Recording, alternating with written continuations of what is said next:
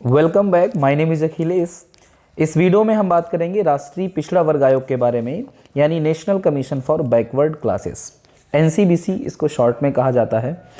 हम बात करेंगे एनसीबीसी के इतिहास से लेकर अभी तक जितना भी चेंज आया है उसमें, या जो जो प्रावधान किए गए हैं, सब चीज़ों पर बात करने वाले हैं।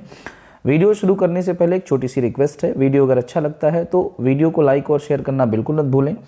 चैनल पर नए हैं तो प्लीज़ चैनल को सब्सक्राइब जरूर करें। चलिए वीडियो स्टार्ट करते हैं। तो सबसे पहले अगर हम बात करें थोड़ा सा इसका इतिहास की तरफ अगर हम जाएं, तो एक चीज़ आप याद रखिए, 1950 का दशक था और 1970 का दशक था। 1950 और 1970 के दशक में क्या हुआ कि दो पिछड़ा वर्ग आयोग बनाए गए थे। ठीक है, एक 1950 में बनाया गया और एक 1970 में बनाया गया। जो 1950 में पहला पिछड़ा आयोग बनाया गया था, केंद्रीय पिछड़ा आयोग पहला बनाया गया था, उसके अध्यक्ष जो थे उनका नाम था काका कालेलकर। ठीक है, और दूसरा जो पिछड़ा आयोग बनाया गया था, केंद्रीय पिछड़ा आयोग बनाया गया था 1970 के दशक में, और उसके अध्यक्ष बनाए गए थे आपके बीपी मंडल। तो आपको क्या याद रखना है कि पहला जो पिछड़ा आयोग है, पहला, और जो दूसरा पिछड़ा आयोग है, पहला पिछड़ा आयोग है इसके अध्यक्ष बनाए गए हैं कौन? काका कालेलकर, और दूसरा जो है इसके अध्यक्ष बनाए गए हैं बीपी मंडल। ठीक है, ये दो पॉइंट आपको याद रखने हैं। तो ये तो बात हो गई थोड़ा सा पुराना, अगर हम इसका इतिहास देखें, इसके बैक में जाएं तो ये बातें। अब आगे अगर हम बात करें तो कुछ चीज़ें मैं आपको बताता हूं कि 1992 में एक मामला गया था न्यायालय में, सुप्रीम कोर्ट में, और इस मामले को हम लोग जानते हैं किस नाम से? इंदिरा साहनी मामले के नाम से। ठीक है, ये इंदिरा साहनी जो मामला आप देख रहे हैं 1992 का है, और इस मामले में सर्वोच्च न्यायालय ने एक निर्देश दिया सरकार को कि वो पिछड़ों के लिए क्या करे, एक स्थायी निकाय का, या हम कहें एक बॉडी का वो गठन करे। तो सुप्रीम कोर्ट के निर्देशानुसार क्या हुआ? सुप्रीम कोर्ट के निर्देशानुसार क्या हुआ कि सरकार ने राष्ट्रीय पिछड़ा वर्ग आयोग अधिनियम 1993 के तहत जो है वो राष्ट्रीय पिछड़ा वर्ग आयोग की स्थापना कर दी, उसका गठन कर दिया। अब ध्यान दीजिएगा, संसद ने क्या किया? वर्ष 1993 में राष्ट्रीय पिछड़ा वर्ग आयोग अधिनियम पारित किया और एनसीबीसी का गठन किया। अब ये जो राष्ट्रीय पिछड़ा वर्ग आयोग बना 1993 में, ये एक संवैधानिक निकाय था, संसद द्वारा पारित एक विधेयक से बनाया गया था, लेकिन इसको संवैधानिक दर्जा नहीं दिया गया था। तो संवैधानिक ना होकर क्या था आपका? ये संवैधानिक निकाय था। क्लियर है इतनी बात? उम्मीद कर रहा हूं इतनी बात आपको समझ में आई होगी। ये निकाय जब बना 1993 में, तब से लेकर अभी तक जो है इसको संवैधानिक बनाए जाने की मांग होती रही है, और पिछले कुछ सालों में इसकी संवैधानिक बनाए जाने की मांग जो है बहुत तेज हो गई थी। कहा जा रहा था जैसे अनुसूचित जनजाति आयोग और अनुसूचित जाति आयोग है, इनको संवैधानिक दर्जा दिया गया है, वैसे ही राष्ट्रीय पिछड़ा वर्ग आयोग को भी संवैधानिक दर्जा दिया जाए। इसी क्रम में क्या हुआ कि 2017 में एक जो है आपका विधेयक आया। 2017 में संसद में एक विधेयक आया, और ये विधेयक नंबर कौन सा था आपका? 123वां विधेयक आया 2017 में, और 2018 में ये विधेयक जो है क्या हो गया आपका?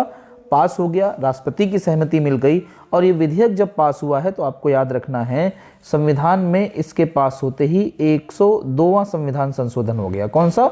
102वां। विधेयक नंबर कौन सा है? 123वां। और संविधान में संशोधन कौन सा हुआ है? 102वां।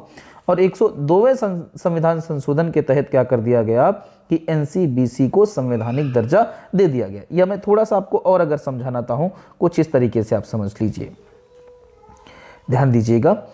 क्या हुआ कि 123वां जो है वो विधेयक आया और ये पारित हुआ, और इसके पारित होते ही क्या हुआ कि संविधान में 102वां संविधान संशोधन हुआ, और 102वें संविधान संशोधन के तहत क्या हुआ? दो आर्टिकल जोड़े गए, एक आपका 338 और एक आर्टिकल आपका जोड़ा गया 342 338 और 342 ये दो आर्टिकल जोड़े गए हैं। इन पर अभी हम आगे बात करते हैं। ठीक है, तो अब क्या हो गया? एनसीबीसी को, यानी national commission for backward classes को क्या कर दिया गया है? एक आपका संवैधानिक दर्जा दे दिया गया है, एक संवैधानिक निकाय बना दिया गया है। अब थोड़ा सा अगर हम इसके स्ट्रक्चर की बात करें कि इसका स्ट्रक्चर किस प्रकार का रखा गया है, तो क्या करना है कि ये टोटल 5 सदस्य है। टोटल कितना सदस्य है? 5 सदस्य है। इसमें एक अध्यक्ष, एक उपाध्यक्ष और 3 अन्य सदस्य हैं। जो अध्यक्ष, उपाध्यक्ष और अन्य सदस्य हैं, इन सभी की नियुक्ति जो है वो राष्ट्रपति के द्वारा की जाती है। इनका कार्यकाल, इनका वेतन भत्ता, सब कुछ जो है वो राष्ट्रपति के द्वारा ही निर्धारित किया जाता है। तो कितने सदस्य है? तो आप बताएंगे 5 सदस्यीय है। राइट, चलिए आगे बढ़ते हैं, कुछ पॉइंट और इसके बारे में हम देखते हैं। संवैधानिक प्रावधान, जैसा कि मैं अभी आपको समझा रहा था, कुछ पॉइंट यहाँ पर देखिए। मैंने कहा एक आर्टिकल जोड़ा गया, कौन सा, 338 और आर्टिकल 342 अब ये 338 क्या कर रहा है, वो एनसीबीसी को संवैधानिक दर्जा दे रहा है। एनसीबीसी को क्या कर रहा है, संवैधानिक दर्जा दे रहा है। ठीक है, यानी अनुच्छेद 338 में किसको रखा गया, राष्ट्रीय पिछड़ा वर्ग आयोग को रखा गया। अब आर्टिकल 342 किस लिए जोड़ा गया, वो आप थोड़ा सा समझ लीजिएगा। एनसीबीसी यानी राष्ट्रीय पिछड़ा वर्ग आयोग जो है, अगर या हम कहें कि पिछड़ा वर्ग में अगर किसी नई जाति को जोड़ना है या किसी पुरानी जाति को उससे निकालना है, तो इस प्रकार के जो भी काम हैं उन कार्यों को करने के लिए जो है वो संसद की सहमति बहुत जरूरी होगी, ये कहता है आपका 342A। इससे क्या होगा, पारदर्शिता आएगी, ठीक है, और सही तरीके से निर्णय लिए जाएंगे, कोई भी पॉलिटिकल जो है दबाव नहीं होगा। इसलिए क्या किया गया, आर्टिकल 342 भी आपका जो है 342A भी इसमें जोड़ा गया। तो ये हो गया आपका क्या, संवैधानिक प्रावधान।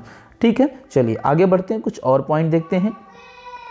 अब अगर हम राष्ट्रीय पिछड़ा वर्ग आयोग के कार्यों की बात करें तो आप ये समझ लीजिए, राष्ट्रीय पिछड़ा वर्ग आयोग का कार्य क्या है कि पिछड़े वर्ग के लिए किए गए उपायों से संबंधित मामलों का अन्वेषण कर उसे मॉनिटर करना। सिंपल सी बात है कि सरकार के द्वारा कोई भी पिछड़ों के लिए कार्य किया गया है या कोई नीति बनाई गई है, तो उस नीति को बनाते समय जो है वो एनसीबीसी की अनुमति लेना बहुत आवश्यक है, या उससे जो है, अनुमति तो हम नहीं कह सकते हैं, लेकिन उससे जो है वो डिस्कस करना बहुत आवश्यक है। और जब कोई भी नीति बनाई जाती है पिछड़ों के लिए, तो उस नीति को मॉनिटर कौन करता है, आपका एनसीबीसी ही करता है।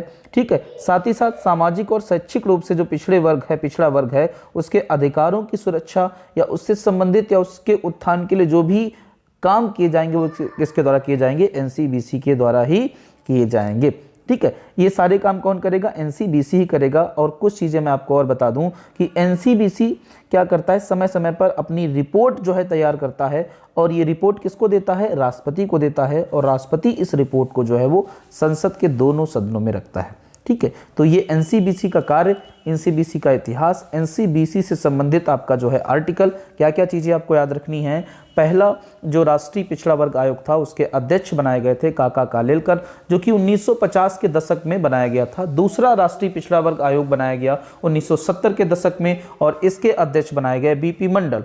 फिर इंदिरा साहनी केस 1992 में सुप्रीम कोर्ट के आदेशानुसार सरकार द्वारा जो है, सरकार को एक निर्देश दिया गया कि आप जो है वो पिछड़ों के लिए एक जो है वो निकाय की स्थापना करें। तो इस आदेशानुसार राष्ट्रीय पिछड़ा वर्ग आयोग अधिनियम के तहत, राष्ट्रीय पिछड़ा वर्ग आयोग अधिनियम 1993 के तहत एक आपका जो है वो राष्ट्रीय पिछड़ा वर्ग आयोग बनाया गया। अब ये राष्ट्रीय पिछड़ा वर्ग आयोग संवैधिक था, संवैधानिक नहीं था, क्योंकि इसमें जो है इसको कहीं पर भी संविधान में शामिल नहीं किया गया था, किसी भी आर्टिकल में इसको दर्ज नहीं किया गया था। लगातार मांग हो रही थी कि SC ST के लिए जो अधिनियम है, जैसे उसको संवैधानिक दर्जा दिया गया है, वैसे ही इसको भी संवैधानिक दर्जा दे दिया जाए।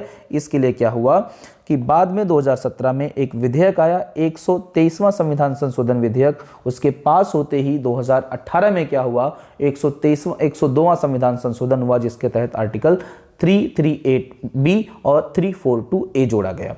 क्लियर है, ये कुछ बातें जो काफ़ी इंपॉर्टेंट हैं। आपको अगर ये वीडियो पसंद आया हो तो वीडियो को लाइक और शेयर करें, साथ ही साथ चैनल को सब्सक्राइब करना बिल्कुल मत भूलें। धन्यवाद।